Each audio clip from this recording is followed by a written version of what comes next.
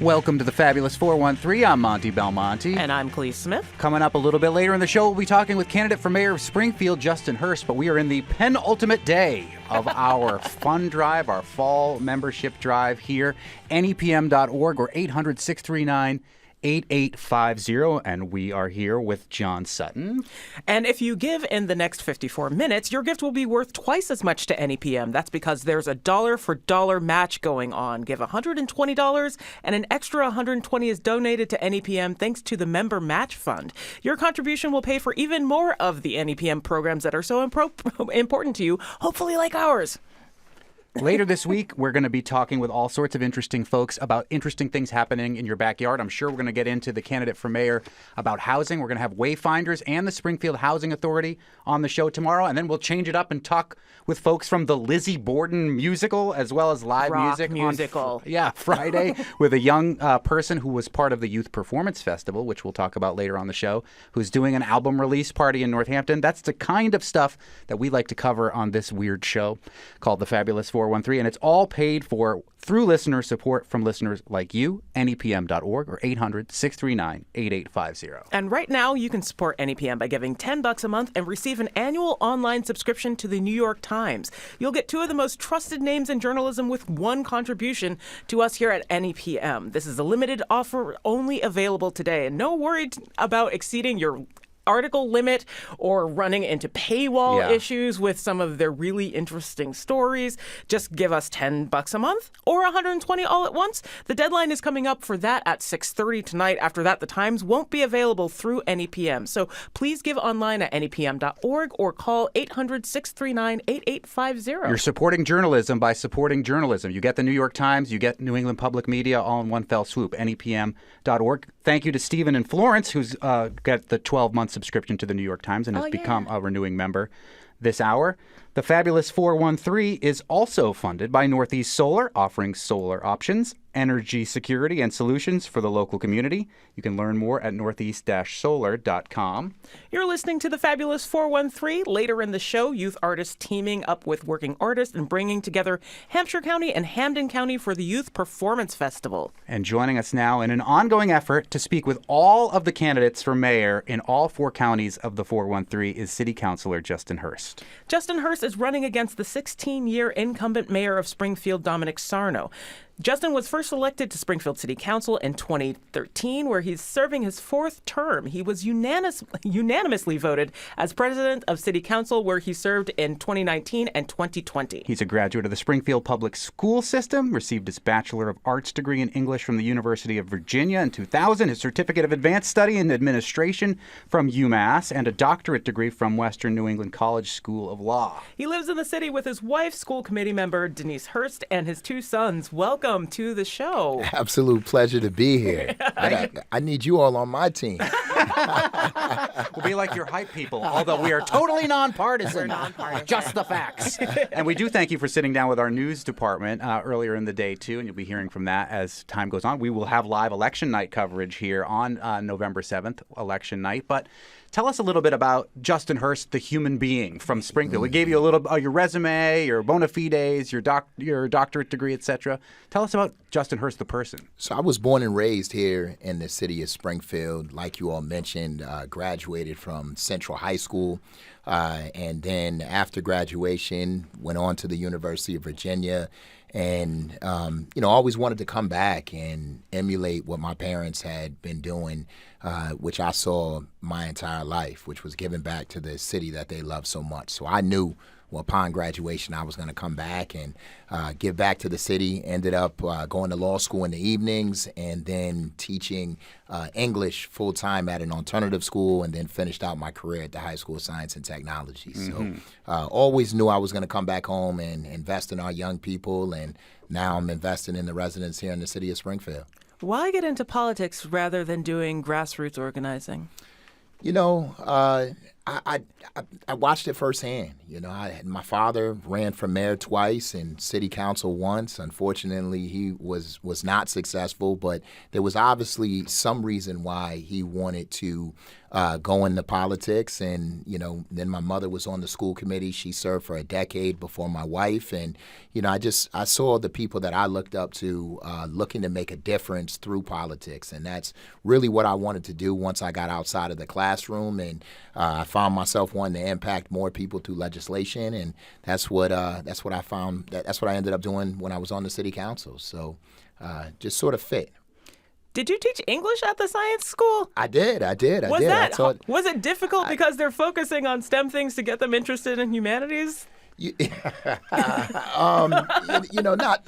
Not necessarily. They're like, I'm here doing math because the language is not my thing. I don't want to read To Kill a Mockingbird. You know what? I didn't find that to be an issue. I'm not so sure that when kids, and I taught ninth grade English, so I don't know that they really had the STEM focus going in. I think it was sort of for them like, this is the school that I got accepted into. Fair enough. This is where I'm going. But it was always, we always try to make it fun for our young people. So whether it was teaching Romeo and Juliet or, focusing on poetry that was impactful, we wanted to make it relevant to them. You are a member of the city council. You've been president of the city council. Was there an aha moment where you said, city council is not where I want to stay. I want to be the mayor? And why? When I would witness so many people being left out, there were a number of decisions that were being made at the executive level and in the executive office that I finally was like, enough is enough. Just most recently, we had an opportunity to give $40 million in Eversource money that they had owed to the city. In taxes, and we could have put that money towards tax relief. We know that our taxes here in the city of Springfield have gone up 8 out of the last 8 straight years, and we're poised to go up 9 out of the last 9 straight years. And, there were only a couple councilors who were like, hey, we've got this $40 million. We received it as a result of a tax settlement from Eversource. Our folks need relief, and there are many people that are living on fixed incomes who are struggling. Why can't we use this money towards that relief? And there was never a real desire from the administration to do so. And so at that point in time... Well, what happened to that money first? So that money went into the rainy day fund. It went into the rainy day fund, in preparation for, I guess, when it's raining. But you talk to a lot of residents here in the city of Springfield, and it's raining for them right now. And so, yes, it's great that their property values are going up. But if you're not selling, you can't necessarily realize the value in your homes increasing. And so what they're left with is paying taxes that have gone up year after year after year, and they need relief. During your tenure on city council, do you feel like there's been a certain level of animosity between the folks on city council and what they're trying to bring to the city and the executive branch, the mayor's office, and what they're trying to bring to the city? As evidenced by you were not the only city councilor who ran for mayor.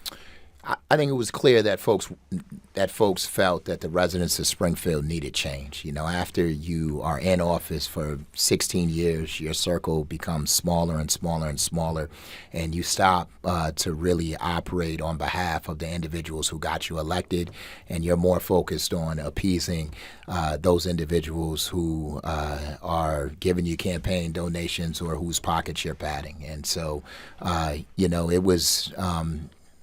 it was just time. It was time. There were, you said one example on the city council or one time, one aha moment. Is that what you said? That's what I said, yeah. One aha moment. I don't know if there was an aha moment, but I think it was clear that there were too many people that were being left out. And so we needed to challenge leadership, win or lose. The hope is that you'll shine a light on those individuals that have been left out and haven't been benefiting from government over such a long period. Shining a light is a good segue into this. Transparency is a lot of what you bring up when confronted with at least like Sarno's tenure in office, like that there hasn't been a lot of that. What facets of transparency will you bring to the office, or would you like to bring to the office? I'm an open book. I've always been honest with the residents of Springfield. Almost, to a fault. And so, we're going to make sure that government is a place in which folks feel comfortable with, and anything that we say we're going to do, we're going to do. And if we can't do it, we're going to be honest with you and tell you. And so, I've been saying that we are ultimately going to eliminate the trash fee once and for all. I'm not someone who's just going to talk about it. I'm going to be about it. And if there are issues within the administration, I'm going to be very clear with the residents of Springfield. They're going to know where I stand. And as many facets as, throughout city government that we can involve the community, we will. And anytime we're able to involve the community, there are more eyes on the situation. And so transparency is almost inevitable. And so, I think the more inclusive that we make government, the more transparent it'll ultimately be. We're speaking with City Councilor Justin Hurst, who's running for mayor of Springfield Tuesday, November 7th, against the incumbent mayor, Dominic Sarno. He just mentioned eliminating the trash fee. How would the Hurst administration pay for that in the city of Springfield? There's a lot of money that has come into the city of Springfield. And, even when we think about taxes, I hear from residents time and time again, whatever happened to the casino money? Well, there's still casino money that is coming in that could be used to eliminate the trash fee and certainly reduce taxes. There's also marijuana money that could be used to reduce the taxes. In addition to that, there is this Eversource money that went into the rainy day fund that could be used towards eliminating the trash fee and working to reduce taxes. And then lastly, I'll say, I plan on going into City Hall and auditing every department in the city of Springfield to identify money that is being fraudulently used and fraudulently spent and or just misused in general, and then reinvesting that money back into the neighborhoods. And so part of that could be used, that excess money could be used to eliminate the trash fee as well as to reduce taxes.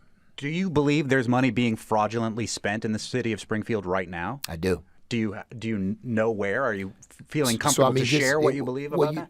Just look at the ARPA money. We had $123.9 million in ARPA money. We decided to spend some of that money and allocate it for outside dining.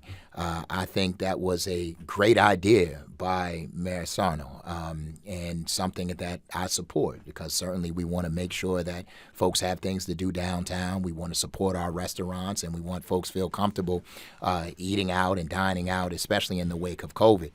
However, when you invest $250,000 into the City Line Cafe for outdoor dining, and they don't even have a kitchen. In fact, all they have is a hot dog machine. I find it hard. And then on top of that, the individual who owns the City Line Cafe is on the planning board in the city of Springfield. Just seems to me that there is some funny business going on. And so that probably is the clearest example that I have. There's another example that I'm going to roll out probably in tomorrow's press release, but well, we'll give you an opportunity to roll it out in a minute if you want. We would love if you can workshop the press release. We would love to hear what you might be rolling out, candidate and City Councilor Justin Hurst. So there was also outside of the $80,000 that was given to, I believe it was Two Guys Pizzeria. They've executed the contract, and all we see are picnic tables. And the reality is, outdoor dining is coming to a close. And so the question is, what are they doing with the money?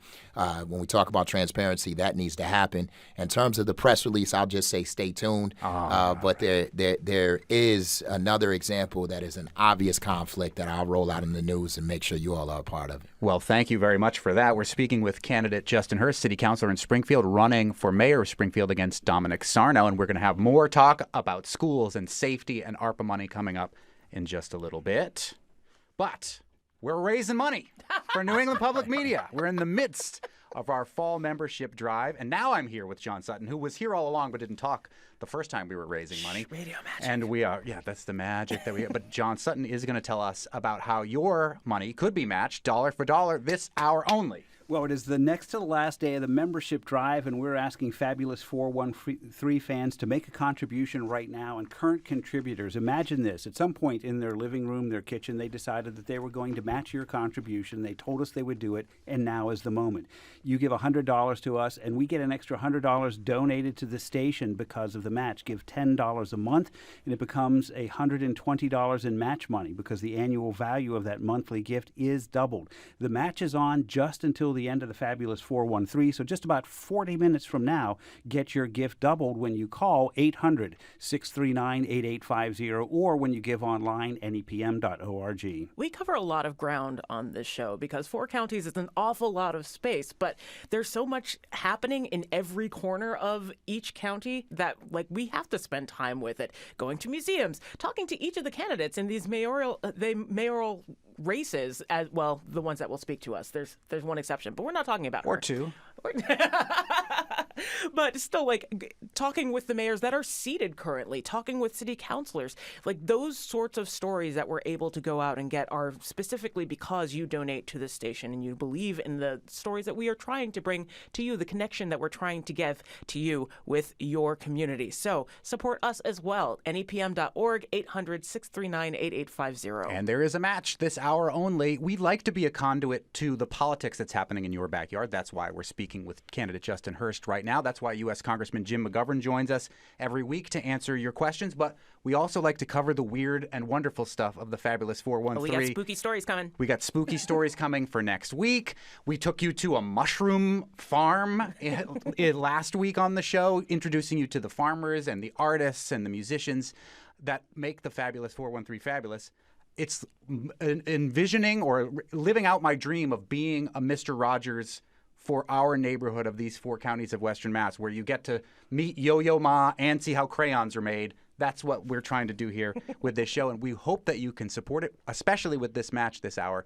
nepm.org or 800-639-8850. So those are many, many reasons just to listen to the fabulous 413. Of course, you probably listen to many other programs on this station. Those are all great reasons to give. But the reasons to give right now, well, we have this dollar-for-dollar match where your contribution pays for twice as much of the value that you get from this station. And today only, and only until 6:30, you can pick up an annual digital subscription to the New York Times. That's right. You can sign in across multiple devices. You can not worry about that article limit anymore. The New York Times, just 37 minutes left to pick that up and get your gift doubled right now during the fabulous 413. So 2 great reasons to give, nepm.org or 800-639-8850. It doesn't seem like 10 or 15 bucks a month is very much, but it all adds up. It all makes a big difference. And your sustaining gift from your bank account or credit card combined with those of your fellow members all add up to make a really big impact for the station and beyond. And that impact turns into stories, ideas, community connections here on NEPM. Help NEPM sustain the future of excellent radio by making your ongoing monthly contribution now. NEPM.org or call 800-639-8850. How many times have you turned on your radio and heard Terry Gross's voice or our very own Kari and Jiri's voice and relied on it for the information and news that you're getting, but you maybe have not yet become a member of NEPM? Don't make any more excuses. Do it right now. Become a member right now. There is a match for the next 36 minutes, plus the New York Times subscription that you can get, journalism supporting journalism, nepm.org or 800-639-8850 if you finally want to take that next step and become a new member. But wait, there's more. Because There's more? There is more. Can you believe it? No! All righty. So there's more because if you give right now, you're automatically entered into a giveaway we're having for a $500 LL Bean gift card. So you're getting your gift doubled. You're supporting the station. You're supporting the program, Monty and Khalees, in a big way. You could pick up that New York Times subscription if you want. So we're asking you to take those few moments to give. You can call 800-639-8850, or you can multitask. You can keep listening and give online at nepm.org. The Fabulous 413 is funded by Cerner Healing, oil and propane delivery service and installation with their blue and yellow and sometimes pink trucks. CernerHeating.com. We're back from going nowhere with candidate Justin Hurst, city councilor in Springfield, in the midst of our fund drive. Did I skip something, Khalees? Okay, you gave me a look like you're skipping something, but I'm kind of used to that look now. I just try to ignore it most of the time. Oh, jeez. was disturbing. I know. Thanks. Justin Hurst, we talked a little bit about transparency, about potential mismanagement of money, and your main critique about this has been ARPA money. In which municipalities surrounding the city of Springfield do you feel like they handled their ARPA money well? Because this was a out of the blue amount of money from the federal government post-COVID that was largely left to the municipalities to deal with in ways that they will. So the rules were somewhat murky about how this could be done. Who around us did it better? So let me just go back to the transparency point that you just made. Part of being transparent is showing up. Part of being transparent is defending your 16-year record so that all of the residents of Springfield know what they expect for the next 4 years. And so when you turn down coming before various radio stations and news stations, you're not getting off to a good start. With that being said, what are other surrounding towns that are doing it? I don't know. I haven't seen it. I just have seen what is happening here in Springfield, and I know that we can do better. I know it was a large task. I know that the ARPA team and the finance team have done a really good job in terms of trying to figure this out. I also know it's not easy, but there are certain must-haves that should have happened. We are not going to tell folks and residents here in the city of Springfield that we're going to give them $1,400 cash payments in COVID relief and not get them their payments, and we're going on 1.5 to 2 years for some individuals. For me, we could have done better. If we were going to use an outside organization, then we should have streamlined. We should have hired that outside organization a long time ago. It shouldn't have taken that long to figure out that we were in too deep and in over our heads. In addition to that, we know that the first purchase for COVID money was the purchase of I believe it was 3 buildings in downtown Springfield. We also know that there were many small businesses that were suffering at the time, and there were many residents that were suffering at the time. And so the fact that we chose to purchase buildings as opposed to provide relief for those that were on the front lines and those that suffered the most from COVID is extremely problematic, and it wasn't rocket science to get it right. That was more just a smack in the face and saying to residents, you know what, I'm not concerned with your interests. I'm not concerned with the business interests. I'm more concerned with making the downtown better at the expense of the residents who were struggling.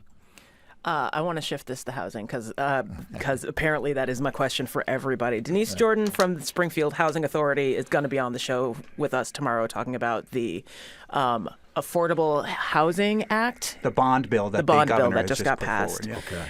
So there is clearly a problem with houselessness in Springfield. I pass Friends of the Homeless on my way to work every day, and it is overrun. What should this town do to change its approach on affordable housing versus houselessness versus our burgeoning migration, like immigration crisis? Because they are they are 3 things that are connected, but the way that they should be treated might be a little different. So, good question, and certainly a question that a lot of urban cities are struggling with now. What I can tell you and what I believe we can do here in Springfield is that we need to create more units, and certainly creating 600 units like the mayor says that he's going to create in the coming year is nowhere near enough. We know that we're 16,000 units short, and so we have to do better. I would argue that we can start with our building department here in the city of Springfield and ensure that we have someone in the building department who understands and can relate to what is happening here in Springfield. Unfortunately, the building department chair is not from the city of Springfield. And so it certainly is much easier for you to be able to take your $100,000 salary, drive past individuals who are homeless and not necessarily have any compassion for them as you take your money elsewhere.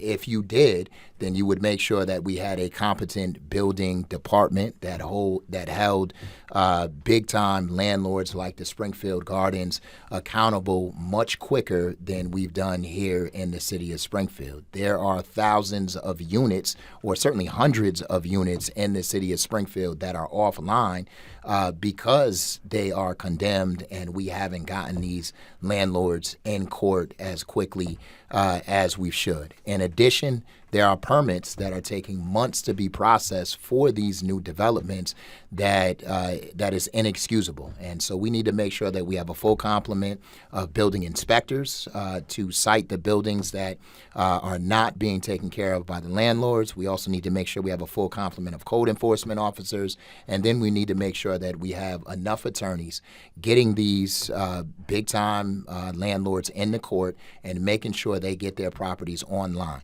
If it doesn't happen, let's start thinking about receivership. During the housing crisis, we're quick to take the homes of our homeowners, right, which is coming, to fruition, which is coming to light now through the whole tax title foreclosure issue that is getting ready to rear its head in the city of Springfield, where, again, we're going to cost the taxpayers millions of dollars in making these individuals whole again. So we're quick to take it during the housing crisis, but at the same time, we're not as quick to take these big-time developers and big-time landlords to court.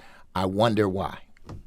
We're speaking with City Councilor Justin Hurst, who is running for mayor of Springfield on Tuesday, November 7th. An offer has been extended to the mayor of Springfield to have come on the show. We extend that offer again, but before we run out of time, let's talk about public safety. This year in particular, there's been an uptick in violence in the city of Springfield. What do you think is causing that, and what would your office do to help alleviate that violence? There are a number of root causes to the gun violence that we're seeing here in the city of Springfield.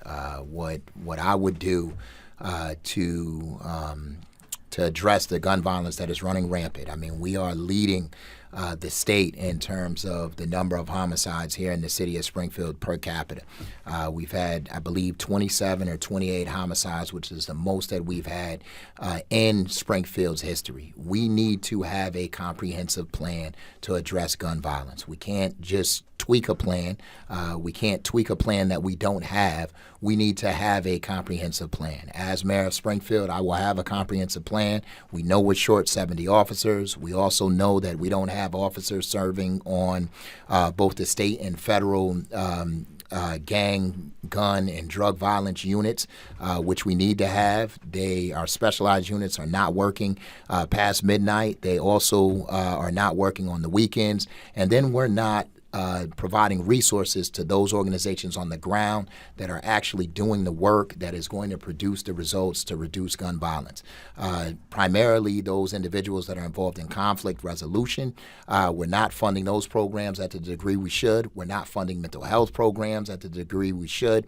We're not making sure our returning citizens are employable when they return and have the skills to provide for their families. And so there's a number of good organizations that are on the ground doing the work that we need to make sure that we're supporting, and we're not just supporting those that we know. And lastly, we need to make sure we're having a conversation with the individuals who are actually doing the shooting, or we're having a conversation with individuals who know the individuals who are doing the shooting, which is probably one of the most difficult things that we can happen, because we need to know what is causing the gun violence. We certainly know we got to address poverty and other issues, to reduce gun violence. And education is also huge, making sure that folks come out and are able to get a job. But, we can't do that without having a comprehensive plan, which is what we don't have and what we haven't had for the last 16 years. Last question. Yes. Where's the good pizza in Springfield? If you had to pick one best. I was going to say, I'm not a big pizza person, but I can tell you the best pizza for me is always Red Rose. All right. Okay, that was the first place we ate on our pizza quest. You're looking for a new joint. Yeah, we're looking for a new Springfield joint. City Councilor Justin Hurst, who is running for mayor of Springfield. Election day is Tuesday, November 7th, and we will have live election coverage. We're having an ongoing effort to speak with all of the mayoral candidates in the fabulous 413. Pizza makers. Pizza right makers? around the corner from my house. They probably have the second best for me. Okay. All right. Pizza makers is on the we'll add list. them to the And we will list. we'll add you, we'll credit you with that. Thank you for spending so much time with us and with our news department today, Councilor Hurst. Absolutely my pleasure, and thank you all for all of the work that you're doing at NEPM. Thank you. It's our pleasure. All right. My script doesn't say anything about what to do in the next break right here. So should How I just about if wing I it? start it Yeah, why off? don't you start it off? And then So, hi, I'm really I'm- good at winging it. Hi, but- you are actually. I'm John Sutton. I am here with Monty and Khalees, and you tune into this program because, well, you hear great stories, but you also hear important interviews. You learn more, sometimes in 5 or 10 minutes through some of the conversations on the fabulous 413 than you learn in a month through other media. We like it that way. It's supported with your contribution, hoping that you'll take just a few moments to give now. The phone number is 800-639-8850. We're asking you to give at nepm.org. And in this hour, a current group of members matching your contributions dollar for dollar. That's right. You can extend the buying power of your contribution. You can double it if you make that contribution now. Love this program? Let us know with a gift at 800-639-8850. NEPM is really making a commitment to being the public radio station for Western Mass. We are really lucky to be a part of that commitment where we are trying to talk to all the interesting movers and shakers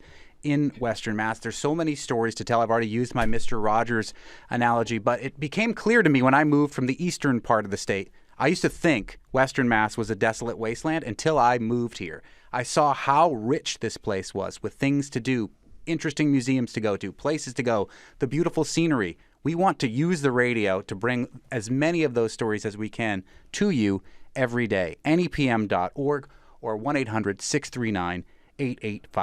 And you can give any amount. We welcome all contributions. If you can make it $10 a month today only, we'll thank you with a 12-month digital subscription to the New York Times. So you can also give $120 all at once. We make this really easy to do. If you support the station, we'll send you an email with a link and a code. It takes you just a couple of minutes to do that, and then you have New York Times for a year. You don't have to panic. You don't have that, the text fades and the little thing pops up and it says, now send us some money. I know. I really wish I could pay for all of that every time, but so this is a good way to pay for that and pay for NEPM. So you're taking care of your New York Times subscription and supporting the station, but this is only available until 6:30 today, and then this offer goes away. So you can give any amount. If you can make it $10 a month, you can pick the New York Times digital subscription for a full year as your thank you gift at nepm.org or 800-639-8850. We have $500 left to be matched in the next 22 minutes, but we've had a lot of great people chiming in. My friend Mick from Greenfield, Jonathan in Williamsburg, Yabelka from Springfield, Stephen from Florence, either new or renewing members. Get in on I don't know if there's a ground floor. It's not like an investment that you'll get money back on, but you'll get information, entertainment back from your community, Western Mass public radio station, nepm.org or 800-639-8850.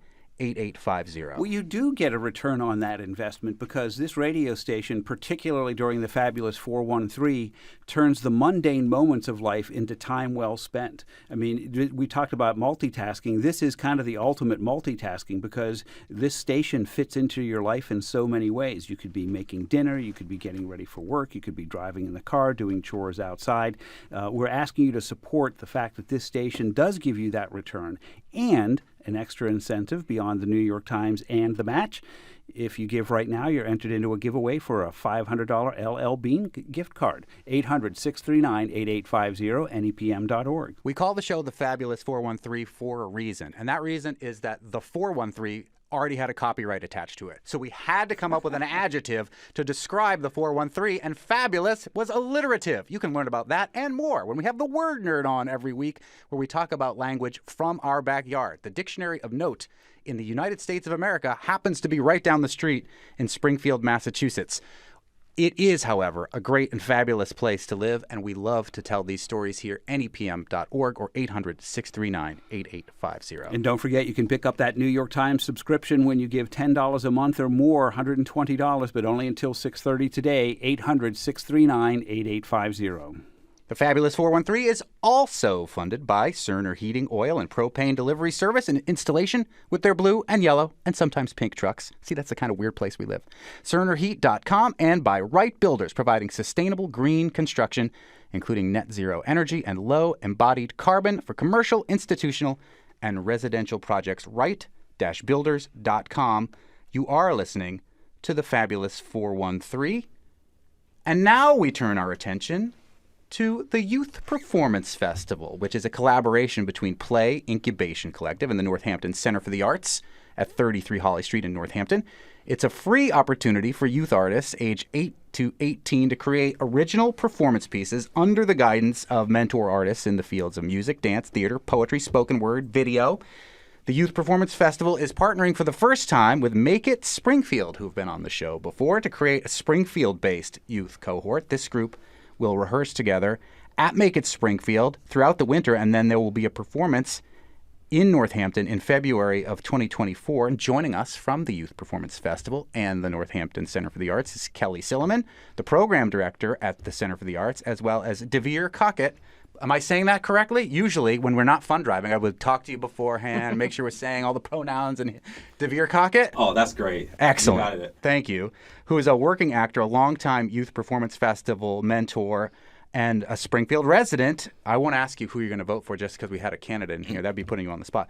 But will also be one of the mentors for the Make It Springfield cohort. Thank you both for joining us. Thanks for having us. Kelly Silliman, I'm resisting calling you Miss Kelly because you were my children's ballet teacher. I will try It's to been just so long. I will just try to call you Kelly Silliman professionally here now that we're on a public radio station. But tell us, when did the Youth Performance Festival begin? Well, we began, Sarah Marcus, my co-director, and I, who is also the director of Play Incubation Collective, began working on the festival in 2019. We worked all year long. The first festival happened in February of 2020. And then, of course, we all know what happened next. What? No, I'm just kidding. We're going into our fifth year. It's been a wild ride. The first festival was an enormous success, two sold-out shows. The second year was a completely virtual version. The third year was hybrid. And last year, we were able to return to in-person. Sarah and I have always imagined that the festival would extend beyond Northampton. We've worked really hard on that. We have both youth and mentor artists that represent many towns and schools across the valley. But of course, transportation is an issue, particularly between Springfield and Northampton. So we've been interested for a long time in expanding to Springfield. We are super excited to partner with the folks at Make It. Their mission is really aligned because it's open and free and just really about the making. Yeah, it's a drop-in maker space. It's really great. They moved from one smaller location to a bigger location. They have all sorts of fun, like workshops, how to fix bikes and things going on there. And then I guess how to be an artist as well now. Exactly, yeah. And we are excited this Saturday at 2 p.m. We're having a kind of a presentation and info session at Make It Springfield. There will be former youth artists, mentor artists, including Deveir. Sarah and I will be there. We'll show some excerpts from the last performance and then kind of explain how the project works and answer questions. And we would love to see a lot of young artists from Springfield there. That's Kelly Silliman, who's the program director of the Northampton Center for the Arts, who is expanding and crossing the quote-unquote tofu curtain, bringing what is so close land-wise, but yet too many times so disparate psychologically, racially, economically. And I am always an admirer of anybody who is trying to bring our four counties that much closer together. Deveir, you are a working actor. You're from here in Springfield, but you've been a mentor for the Youth Performance Festival before. Yes, I have. Tell us about some of the mentees that you've worked with and on what kind of stuff.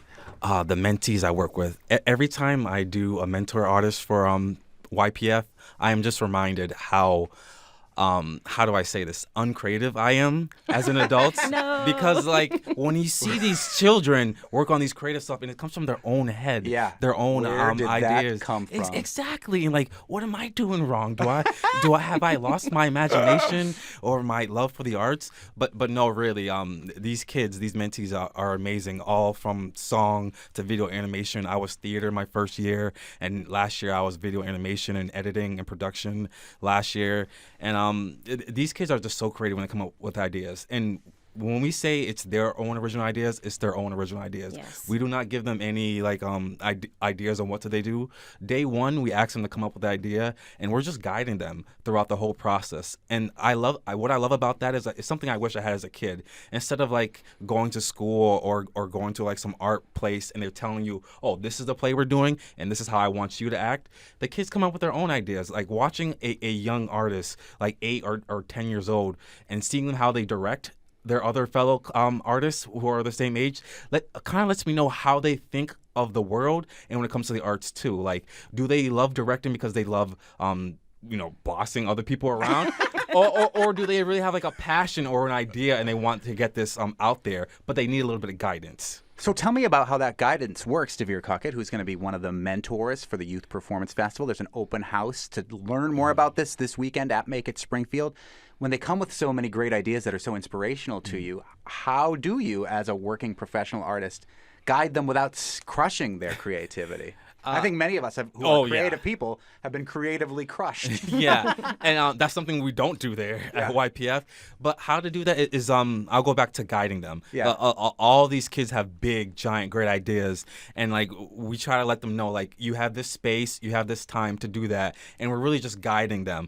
Like, come up with your script, take time to talk about dialogue, take time to gather your other classmates around and work on this project. It's all about guiding. It's never about saying yes or no. And with that guidance, you got to have some patience too. Like some of the students I had last year, they wanted to put on a full 3-hour Spielberg type of production. I'm like, well, how about we just do the idea for your script? How about that? We start there first. But once they're done with our program, we still stay in contact. There's other programs after February that we're still able to see them and like, hey, how's that project going on? So the guiding never stops. This is just the first stop in their creative ideas, and I'm just glad to be a part of it. I think another really important thing to mention is that the feedback process is not based on values. So the mentor artists aren't saying, I like that or I don't like that. And they're not saying that's good. It's observation based. Like, this is what I see. This is how it makes me feel. And that's something that a lot of professional performance artists use in their own work to really develop it. Because sometimes you end up in a process where somebody's like, I don't like that costume, but you're like, I wasn't even going to wear this. Right. And so it's a way of really honing in on centering the voice of the artist. And we start working with these kids as soon as they come in. So some as young as 8, some come in as teenagers, and we're training ourselves and we're training them to really tend to this observational feedback process. That's Kelly Silliman, who's the program director for the Northampton Center for the Arts, as well as Deveir Cockett, who's a working actor and a longtime mentor for the Youth Performance Festival. Tell us about what's happening this weekend at Make-It Springfield and who you'd like to see come to this open house. Well, first, we would love to see any youth artists in Springfield between the ages of 8 and 18 who are excited about making something that's totally their own. So that's a lot of people. It's okay. We can fill up the space. Yeah. They got a bigger space now, like I said. That's right. But what we can expect is that we will show some excerpts from previous years of YPF from performances. We're going to have some youth artists there whose pieces will show, and they'll be able to talk about their process. And then mentor artists, including Deveir, who will be there to talk about what it's like to be a mentor artist. And Sarah and I will be there as well to kind of explain what people can expect and answer any questions about the sort of festival as a whole. And then let's say they're interested. What's the next step? How much of a commitment is it? Does it cost money to be a part of this? How does that all work? Yes, this is a free program for the youth artists, period. Also, we pay our mentor artists because we believe in sustainability when it comes to being working artists. So the program starts in December. We'll have another info session at Make It on December 2nd, in case anyone misses this one. Rehearsals start the second week of December. We have a couple of rehearsals on Saturday mornings before the holidays, and then about 5 more after the holidays. So we have 7 weeks of rehearsals, and then the performances will happen in Northampton at the Northampton Center for the Arts at 33 Holly in the second weekend of February. And when you say rehearsals, that's when the mentorship happens, Deveir? Is that's when you're honing stuff? It's not like they've got a script ready to go and you're just rehearsing it 7 weeks in a row. That's when the crafting happens with the youth artists? Yeah, and I will also add to, like, you don't have to have an idea to come to this. Let's just say you want to work with people who are into music or into theater, but you don't have an idea yourself, but you still want to be part of the arts. Come to this. You'll meet some other creative kids, other people who are in theater, dance, music, and you get to be part of like a larger production. Don't think you have to have this giant, amazing idea on day one. No, come meet some other kids and be part of their project. Yeah, it's a real range. Sometimes kids come and they have no idea. Sometimes kids come with the 3-hour Spielberg spectacular. And either way, we also are really trying to teach the idea that when we get to that festival point, we're going to show what we have and we're going to show a great version of it. And that sometimes is different than what they imagined in the beginning. So our Spielberg kid did a reading, and it was amazing. And there's an argument to be made that no work of art is really ever done. Exactly. So it doesn't have to be finished in we those love 7 that weeks. argument. Yeah, love that. And this is not just filmmaking. It's dance, it's theater, it's poetry. Music. Comedy. Yes. I think last year we had our first stand-up comic. That's amazing. He was Yeah. And you incredible. found a mentor for Yes. a young stand-up comic. Yeah. We did. That's pretty incredible. And it's all free. Yes.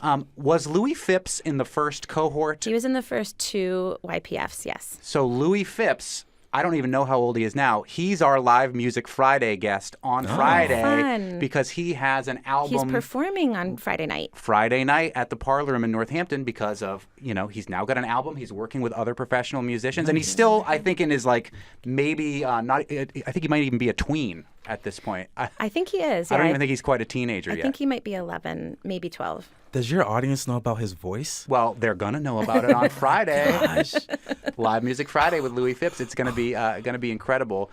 One more time, Kelly Silliman, if people in the Springfield area are interested in this youth performance festival and to learn more about it, tell us where and when again. Yes, please join us at Make-It Springfield this Saturday at 2 p.m. It'll be about an hour and a half presentation, info session, chance to talk with youth artists and mentor artists. If you're not able to make that, you can contact us through our website, www.nohoarts.org, or just Google Youth Performance Festival in Western Mass. You'll find us. And I saw that on the website that it was in both English and in Spanish. Yes. So is there an opportunity for people who don't speak English as their first language to also get mentored in this cohort that's happening here? Are we working on that still, or how does it work? We do have some mentors who are bilingual, and we are definitely able. We will make that happen if there's somebody who comes and needs that support. Yes. Is there one takeaway for you, Deveir Cockett, who's been a mentor, before I let you go and we get back to the fundraising, that sticks with you, a moment that makes it all worthwhile for you to have been a mentor to these youth performers? I would say the performance day, when we're seeing all the mentees perform and knowing how much work they put in, and seeing them just tell the audience, like, what does this mean to me and how did I come up with this idea. Once again, I wish that something like this was around when I was a kid, just a way to express yourself at a young age. I think that's the biggest thing, is expressing yourself as a kid and know how to talk to people about it too. And that's what you're going to get when you come here too, expression. That is Deveir Cockett, who has been a longtime mentor for the Youth Performance Festival, as well as Kelly Silliman, the program director for the Northampton Center for the Arts, the Youth Performance Festival, partnering for the first time with Make-It Springfield to create a Springfield-based youth cohort. They'll rehearse together at Make-It Springfield throughout the winter and then perform at the festival that's happening in Northampton at the Center for the Arts in February of 2024. Thank you both so much for coming in. Thank you so much, Thank you, Monty. thank Good to you. see you. I would be remiss not to congratulate you as a new grandma. Thank That's you right, that's so right. much. Living out my dream Oh of my being a gosh. young It grandparent. is the best. We go back. We have history. I can call her out on that. It's not a problem. And if you were wondering where Khalees was this whole time, she had to leave in the middle of the show because her book is out today. Sir Morian with Holly Black. She's going to the eastern part of the state for that celebration. She'll be back on the show tomorrow. As well, tomorrow, Governor Healy's administration has just approved a $4 billion plan to address the Commonwealth's ongoing housing crisis. The Affordable Homes Act seeks to address this problem on a multitude of fronts, from tax relief to new policy to green building. And tomorrow we will be talking about the core principles of this legislation with the president of Wayfinders, and the director of the Springfield Housing Authority. I turn it back over to my friend John Sutton and the fall membership drive. We'll see you tomorrow on the Fabulous 413.